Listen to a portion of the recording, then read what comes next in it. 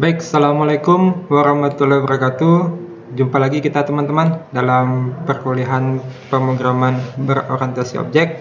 Nah, pada kesempatan kali ini kita akan membahas mengenai materi interface.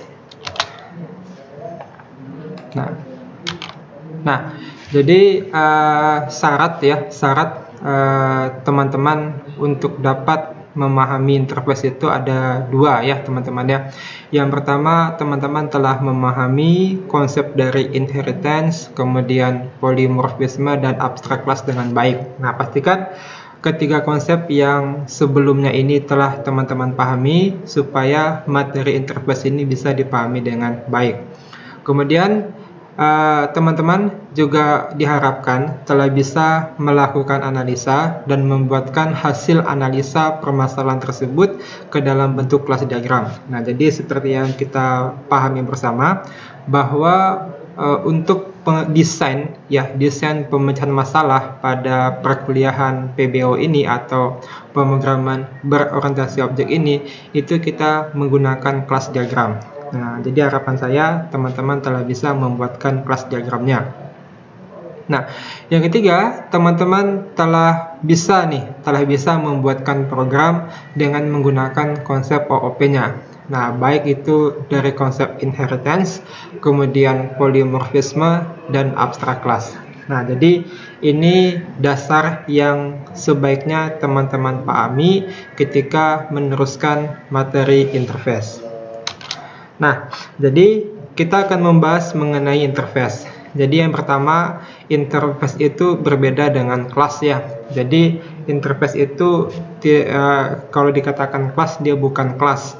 Kenapa? Karena isinya itu bukan menggambarkan apa yang menjadi ciri khas suatu objek. Ingat, ketika kita membuatkan sebuah kelas, berarti kita mengasosiasikannya atau mengidentifikasikannya menjadi sebuah objek.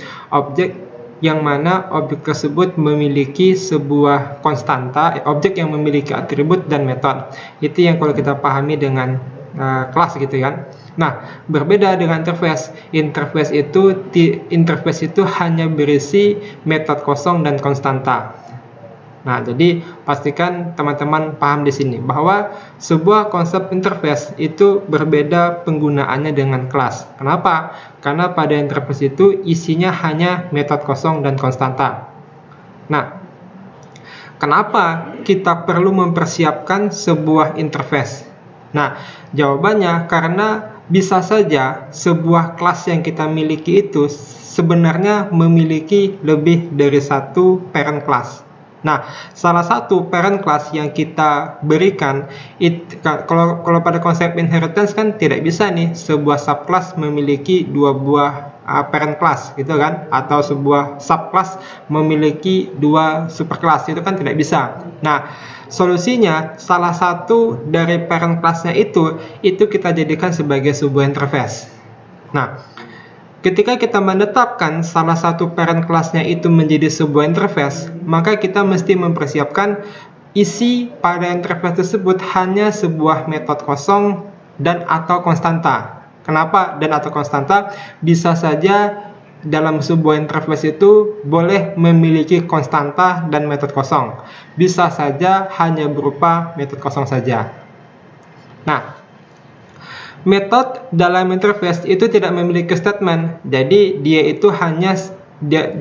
pada metode interface itu tidak memiliki body dia seperti kita mendeklarasikan abstract method pada abstract class. Nah, seperti itu dia. Jadi metode pada interface itu tidak memiliki statement. Nah, ketika kita kemarin menggunakan inheritance, kemudian menggunakan polymorphisme, kemudian abstract class, kita masih bisa menggunakan yang namanya modifier protected gitu ya. Karena apa? Karena atribut akan kita turunkan ke subclassnya. Nah, berbeda dia dengan interface, itu semua atributnya itu mesti mendefinisikan salah satu dari modifier public, static, atau final. Nah, jadi bisa saja kita buatkan misalkan public biaya Public integer biaya, katakanlah begitu, atau misalkan public final biaya sama dengan 2000. Jadi seperti itu dia. Opsinya hanya konstanta dan metode kosong. Tidak boleh kita mendefinisikan sebuah atribut. Nah, semua metode yang ada pada abstrak, semua metode yang ada pada interface itu mesti abstrak dia. Nah, boleh kita definisikan abstrak metodenya, boleh juga kita buatkan metode yang tanpa implementasi. Nah, nanti bagaimana bentuknya, nanti kita coba diskusikan pada slide-slide selanjutnya. Nah, karena interface ini bukan menjelaskan sebuah objek, maka pada sebuah interface itu tidak kita buatkan konstruktor. Jadi, pada interface itu tidak memiliki yang namanya konstruktor. Ingat, konstruktor atau ada sebagai nilai awal yang dimiliki oleh objek, yang mana pada objek tersebut jelas nih definisi dari atribut dan metodenya. Nah, di interface sama sekali tidak ada konstruktor yang akan kita gunakan. Nah, jadi kalau kita simpulkan, interface itu digunakan untuk menyatakan spesifikasi fungsional beberapa kelas secara umum.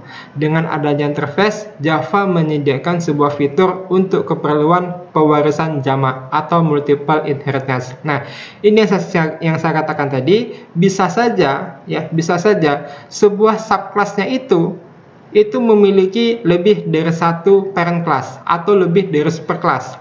Satu superclass bisa memiliki beberapa subclass, bisa gitu kan. Tetapi kalau dalam konsep inheritance, kemudian polymorphisme, kalau abstract class, itu tidak bisa sebuah subclass memiliki tidak bisa memiliki lebih dari satu superclass atau parent class-nya. Nah, adanya interface itu memungkinkan sebuah subclass itu memiliki dalam tanda petik lebih dari satu superclass. Syaratnya apa? Satu kelas kita tunjuk sebagai parent-nya, satu kelas lagi kita tunjuk sebagai interface-nya. Nah, seperti itu dia bayangnya teman-teman. Nah, gitu ya. Nah, ini perbedaan antara interface dengan abstract class. Yang pertama, pada interface pada sisi metodenya tidak memiliki body. Sedangkan pada metode di abstract class itu dapat memiliki metode dengan implementasi. Contohnya apa? Contohnya pada abstract class bisa saja kita mendefinisikan sebuah metode get warna, kemudian buka tutup kurung, kemudian kita buatkan return warna. Itu kan tandanya ada sebuah metode yang memiliki implementasi. Nah, pada interface itu sama sekali tidak ada metode yang memiliki implementasi. Dia hanya sebuah metode yang tidak memiliki body.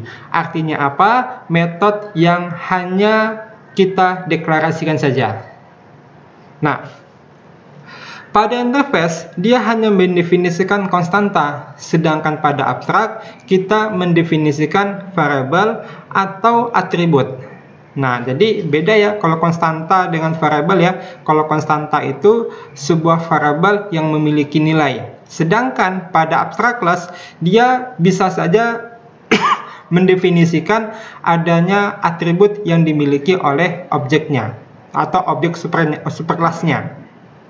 Nah, interface tidak memiliki hubungan dengan interface tidak memiliki hubungan inheritance secara langsung pada sebuah kelas tertentu. Sedangkan abstract class bisa saja hasil turunan dari abstract class induknya. Nah, maknanya begini teman-teman.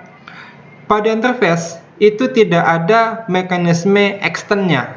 Jadi misalkan ada interface A, ada kelas A, ada kelas B. Tidak bisa kita katakan kelas B extend interface A, tidak bisa begitu. Makanya dikatakan tidak memiliki hubungan secara langsung. Makanya tidak ada kata kunci extend untuk menjelaskan bagaimana hubungan interface dengan kelasnya. Akan tetapi, kita akan menggunakan kata kunci implements untuk menyatakan hubungan antara interface dengan kelas-kelas yang lainnya. Nah, kemudian Interface memungkinkan terjadinya pewarisan jamak atau multiple inheritance, sedangkan abstrak class tidak. Jadi jelas di sini ya bedanya ya. Kalau sebuah kelas pada abstrak class, katakanlah begitu, dia hanya memiliki minimal memiliki satu superclass, kemudian bisa memiliki lebih dari satu subclassnya.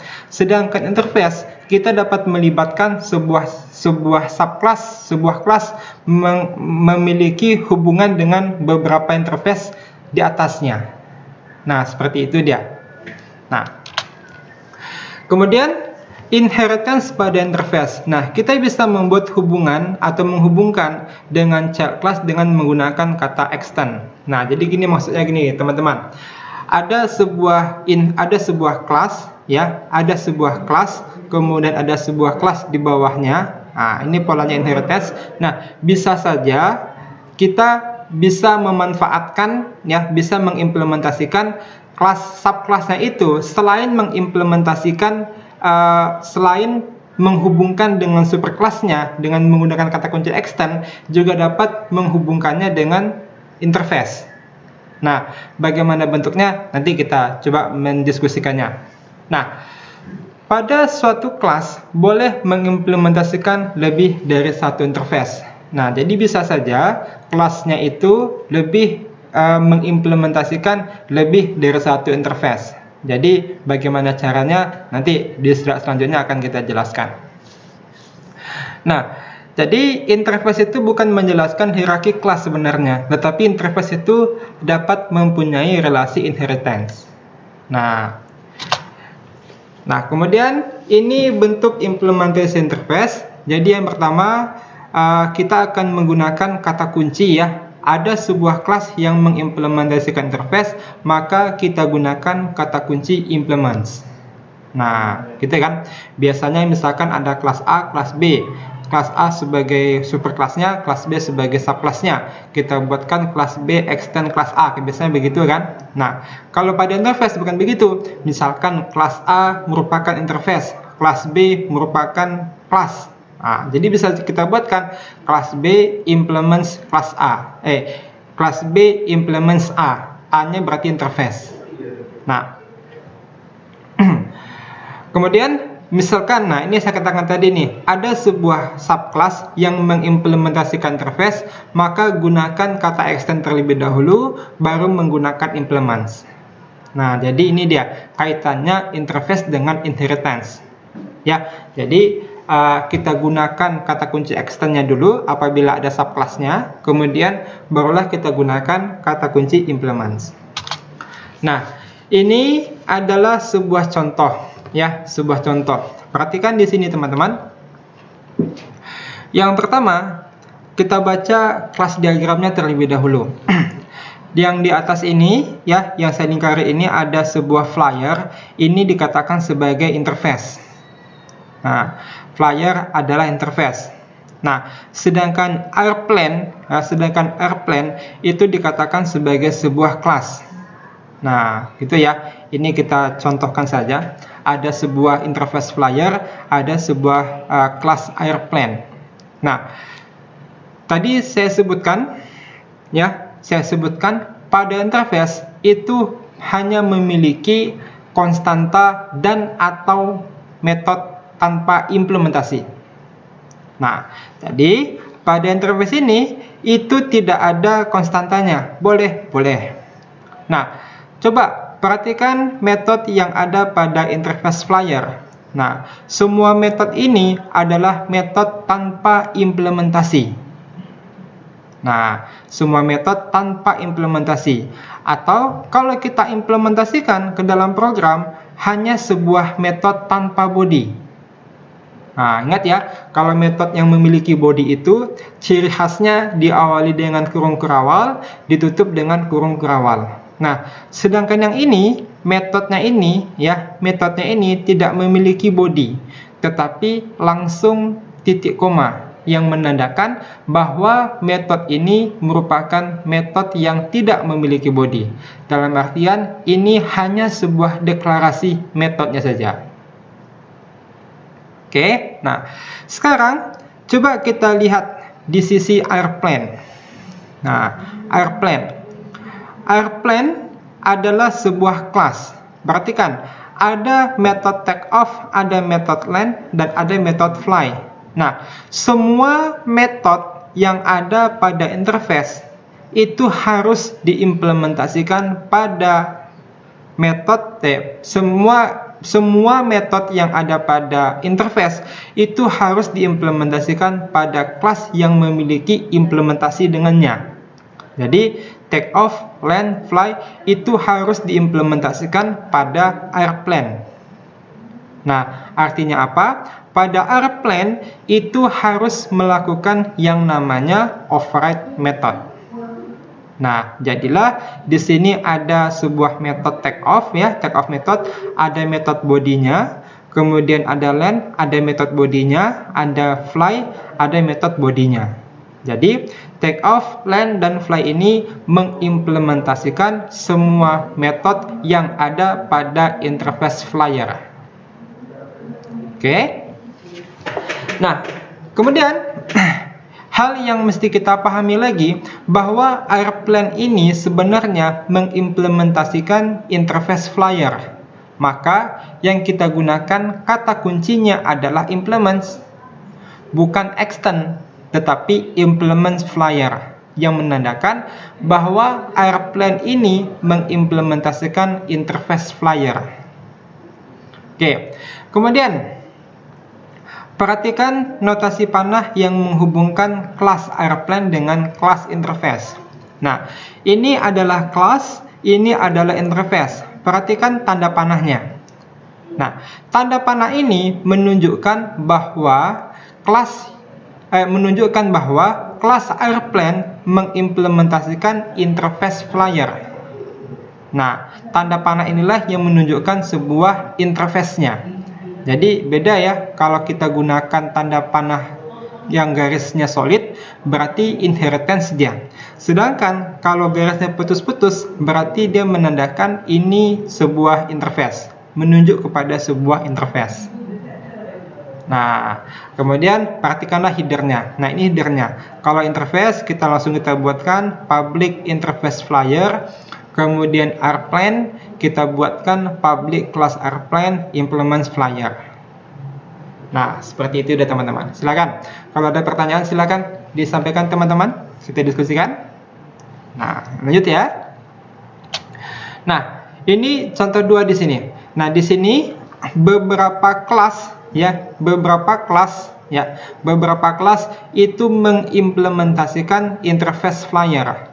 Berarti di sini perhatikan, kita untuk menghubungkannya kita buatkan public class airplane implements flyer, public class bird implements flyer, public class superman implements flyer. Nah, perhatikan di sini teman-teman, ada 3 buah metode yang dimiliki oleh interface flyer, take off, land, and fly.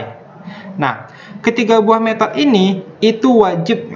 Nih, saya garis bawahi nih. Wajib mengimplementasikan semua metode yang ada pada interface. Nah, jadi kalau kita implementasikan, jadilah di sini ada override method take off, land, and fly. Pada bird juga begitu, ada take off, land, and fly. Nah, Superman juga begitu, ada metode take off, land, and fly. Wajib hukumnya mengimplementasikan semua metode yang terhubung dengan interface. Nah, seperti itu dia. Nah, ini adalah contoh kombinasi inheritance dengan interface. Nah, ini yang saya berikan hanya sketsanya saja, teman-teman, hanya sketsanya saja. Nah, di sini yang ingin saya munculkan bahwa bisa saja dalam sebuah inheritance memiliki kombinasi dengan interface. Nah, seperti itu contohnya. Misalkan seperti ini nih, pesawat nih, airplane. Nah, airplane selain dia itu menjelaskan bentuk kendaraan, juga memiliki bentuk yaitu flyer. Nah, itu kan tidak mungkin airplane ini memiliki 2 buah parents yaitu vehicle kemudian flyer. Tidak mungkin begitu kan? Nah, Makanya salah satunya vehicle atau flyer itu kita pertimbangkan sebagai interface-nya. Nah, yang paling dekat dengan airplane itulah yang menjadi sebuah parent class-nya. Nah, jadi muncullah flyer ini menjadi interface-nya. Kenapa? Flyer ini menjelaskan fungsionalitas dari objeknya. Nah, jadi setelah kita timbang-timbang, yang mana ya yang jadi parent-nya? Nah, yang mana ya yang menjadi superclass-nya? Nah, dapat kita simpulkan bahwa flyer inilah yang kita tetapkan sebagai interface-nya. Jadi, vehicle sebagai superclass-nya, airplane subclass-nya vehicle, airplane ini mengimplementasikan fungsionalitas dari flyer-nya. Nah, seperti itu ya teman-teman. Nah, oke. Nah, sama seperti Superman nih. Superman. Nah, Superman ini kan subclass dari Homo sapiens ya. Nah, selain Superman ini turunan dari Homo sapiens, Superman ini memiliki sebuah fungsionalitas terbang atau flyer. Makanya kita memilih nih Homo sapiens dan flyer. Yang mana ya yang dekat dengan Superman? Nah, yang paling dekat kita jadikan sebagai superclass-nya. Yang hanya menjelaskan fungsionalitasnya saja kita tetapkan sebagai sebuah interface-nya. Nah, jadi seperti itu teman-teman. Nah, ini kombinasi inheritance dengan interface. Nah, ini sama seperti tadi teman-teman ya. Bisa saja sebuah inheritance itu mengimplementasikan lebih dari satu interface. Nah, bisa saja subclass-nya ya itu mengimplementasikan interface yang sama dengan parent class-nya. Nah, contohnya kayak gini kan, ada river barge public class river barge extend vehicle implement sailor. Nah, itu contohnya kan. Nah, jadi seperti itu. Atau misalkan public class seaplane extend airplane implement sailor. Nah, jadi seperti itu dia teman-teman. Nah, ini ada sebuah contoh soal sederhana mengenai interface. Ya, ada sebuah contoh sederhana mengenai interface. Jadi, ada sebuah interface warna. Nah, ini saya buatkan saja contoh sederhananya. Nah, ada sebuah interface warna namanya. Kemudian ada sebuah metode tanpa implementasi, yaitu metode mewarnai. Nah, kemudian ada sebuah kelas namanya persegi panjang. Nah, ini kelas biasa nih teman-teman ya. Ada panjang, ada lebar, kemudian ada sebuah konstruktornya, ada aksesor mutatornya, kemudian ada metode luas. Dan perhatikan di kelas persegi panjang ya, di kelas persegi panjang saya melakukan override method terhadap metode mewarnai. Nah, muncullah pada persegi panjang ini sebuah metode mewarnai. Nah, bagaimana bentuk programnya? Jadilah seperti ini teman-teman. Jadi yang pertama, kita membuatkan interface warna terlebih dahulu. Jadilah seperti ini. Ada public interface warna. Ingat, kita buatkan sebuah metode tanpa implementasi. Metode yang tidak memiliki body. Metode yang hanya berupa deklarasinya saja. Nah, sekali lagi nih kita garis bawah ini. Kenapa warna sebagai interface? Karena menjelaskan sebuah fungsionalitas dari sebuah fungsionalitas dari sebuah objek. Fungsinya apa gitu kan? Nah, jadilah di sini kita buatkan metodenya yang tanpa implementasi adalah metode mewarnai. Nah, selanjutnya kita buatkan pada kelas persegi panjang. Nah, kita buatkan di sini ada kelas persegi panjang implements warna. Nah, kelas persegi panjang implements warna. Nah, ini kita deklarasikan ini atributnya, ada panjang, ada lebar. Nah, ini konstruktornya, ini aksesor dan mutator untuk panjang, ini aksesor dan mutator untuk lebar. Nah, ini luasnya. Luas ini berarti metode yang memiliki implementasi. Nah, perhatikan di sini ada sebuah metode mewarnai Nah, saya harus mengimplementasikan metode mewarnai ini pada kelas persegi panjang. Muncullah sebuah metode mewarnai. Saya buatkan di sini hijau. Nah, gitu ya. Nah, ketika saya mengimplementasikan pada kelas implementasi, sama seperti proses-proses sebelumnya, kita create objeknya dulu, kita set panjang dan lebarnya, kemudian munculkan outputnya, panjang, lebar, luas, warna. Nah, di sini kita buatkan pp mewarnai. Nah, berarti dia akan memanggil metode memanggil output dari metode mewarnai ini. Nah, kurang lebih seperti itu bentuk sederhananya. Oke, nah silakan. Apabila ada pertanyaan, silakan kita diskusikan teman-teman. Ada pertanyaan? Ada? Nah, kalau tidak ada, saya cukupkan. Terima kasih atas perhatiannya. Semoga materi ini bermanfaat. Saya tutup. Assalamualaikum warahmatullahi wabarakatuh. Salam sejahtera.